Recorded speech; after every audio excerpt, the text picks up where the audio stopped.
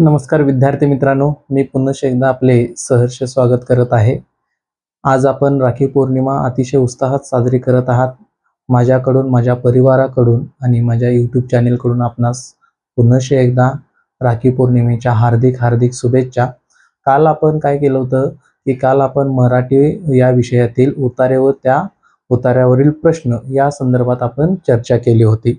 आणि तो खरा तर कॉम्प्रिहेन्शनचा भाग असल्यामुळे तो बुद्धिमत्तेमध्ये सुद्धा मोडला जातो. त्यामुळं बुद्धिमत्ता आणि मराठीतला या दोन्हीमधला जर एक भाग बघायचा म्हटलं तर आकलन ही दोन्ही विषयाशी मिळते-जुळतं असा हा तो भाग आहे. काल आपण उतारा व उतार्यावरील प्रश्न या गोष्टींची चर्चा करत असताना मी तुम्हाला बऱ्याच गोष्टी समजावून सांगितल्या होत्या, की उतारा कशा पद्धतीनं सोडवला पाहिजे, उतारा सोडवण्याच्या पद्धती कोणत्या आहेत. त्यानंतर उतारा सोडवत असताना उतार्याचं वाचन कशा पद्धतीनं करायचं असते.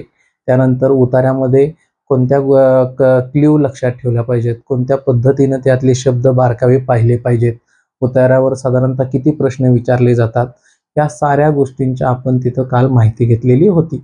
आज आपण काय करणार आहे, की त्याच आकलन या घटकातील दुसरा महत्त्वाचा घटक म्हणजे काय, की कविता व कवितेवरील प्रश्न.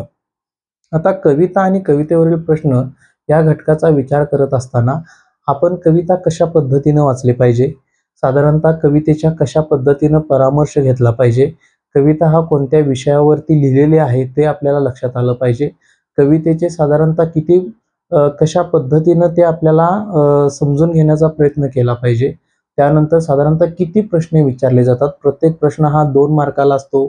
त्यानंतर साधारणतः 3 प्रश्न तरी कमीत कमी विचारले जातात. जास्तीत जास्त किती विचारू शकतात, पण कमीत कमी 3 तरी 100% विचारले जातात. आता सर्वाधिक महत्त्वाचा घटक कोणता आहे, की कविता वाचन करत असताना आपण कोणत्या घटकांचा विचार जास्त केला पाहिजे.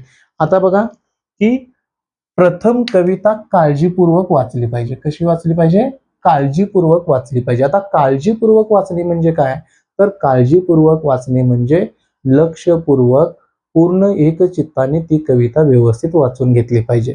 आता साधारणतः काय होतं, की आपण शालेय जीवनामध्ये स्पर्धा परीक्षेची तयारी करत असताना शेजारचा काय मुलगा करतोय, हा काय करतो, तो काय करतो हे बघत बसत ती एखादी कविता आपण वाचत असतो आणि ते वाचत असताना एखादा शब्द आपल्याला कळतो आणि एखादा शब्द हा तसाच राहून जातो. तसं न करता आपण पेपर सोडवत असताना कवितेचे ज्यावेळी प्रश्न सोडवत असतोय त्यावेळी कविता ही काळजीपूर्वक वाचली पाहिजे. काय केली पाहिजे?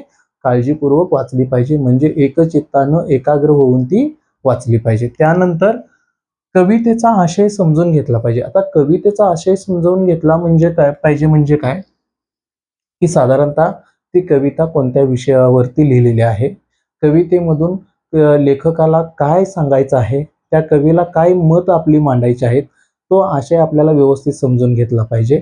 त्यानंतर कवितेतील शब्दांचा अर्थ, कवितेतील शब्दांचा अर्थ समजून घ्यावा. म्हणजे काय बघा, की एखादा बोलीभाषेतील कवी असेल किंवा महाराष्ट्रात असे दिग्गज कितीतरी कवी होऊन गेले, की त्यांनी अतिशय आपल्या बोलीभाषेतून कविता लिहिल्या आहेत आणि त्याच्यातील एखादा आशय जर आपल्याला कवितेच्या माध्यमातून दिला असेल तर त्यामध्ये प्रत्येक भागातील जी बोलीभाषा आहे ती बोलीभाषा त्यांच्या त्या बोलीभाषेतून कविता लिहिलेली असते.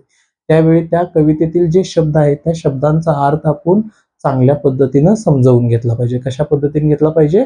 चांगल्या पद्धतीनं समजावून घेतला पाहिजे. त्यानंतर महत्वाचा मुद्दा काय आहे, की समानार्थी शब्द, विरोधार्थी शब्द, ध्वनिदर्शक शब्द.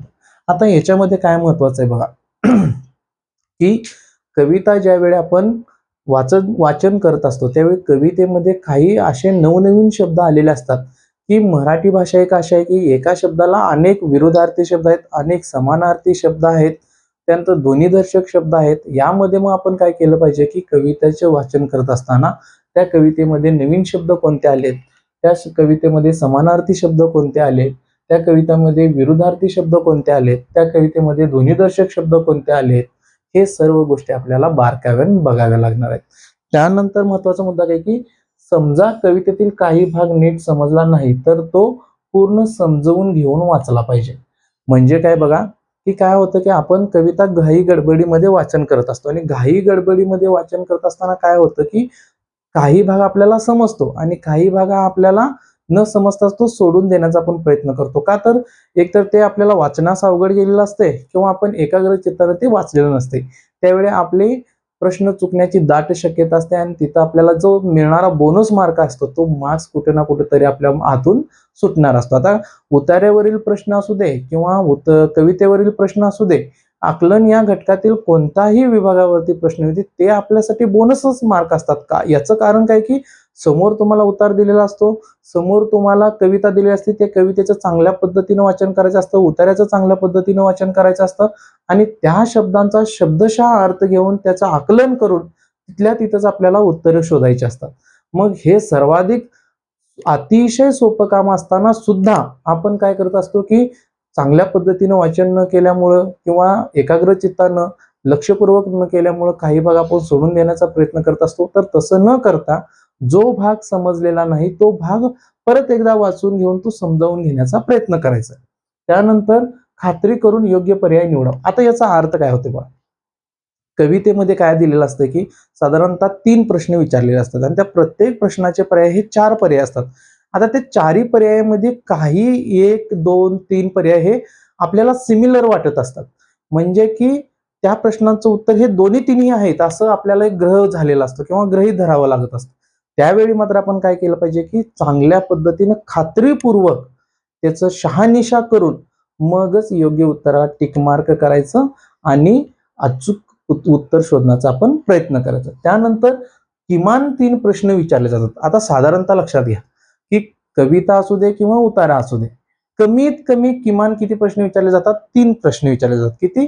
3 प्रश्न विचारले जातात आणि 3च्या खाली ते येऊ शकत नाही. 3च्या वर 5 विचारू शकतात, साधारणतः 7 विचारू शकतात, पण 3च्या खाली तर ते 100% येणार नाही. आता मला वाटते की हे सांगत असताना तुम्हाला कोणत्या गोष्टीची काळजी घेतली पाहिजे हे तुम्हाला लक्षात आले. आता आपण काय करणार आहे की येथे कविता तुम्हाला मी दाखवणार आहे, लिहून ठेवणार आहे. त्या कवितेचा अर्थ तुम्हाला समजावून सांगणार आहे. त्यानंतर कवितेतील प्रश्न ह्या साईडला मी देणार आहे आणि त्या कवितेचा अर्थ कसा असतो, त्या कवितेवरती प्रश्न कसे विचारले जातात याची आपण चर्चा करणार आहे, जेणेकरून की आपल्याला कवितेवरील प्रश्न आणि कविता हे कशा पद्धतीनं समजून घ्यायचे, त्यातली संकल्पना काय आहे, कॉन्सेप्ट काय आहे, हे कशा पद्धतीनं आपण त्याला फेस केलं पाहिजे, ह्या सर्व गोष्टींची आपण इथं चर्चा करणार आहे. ओके.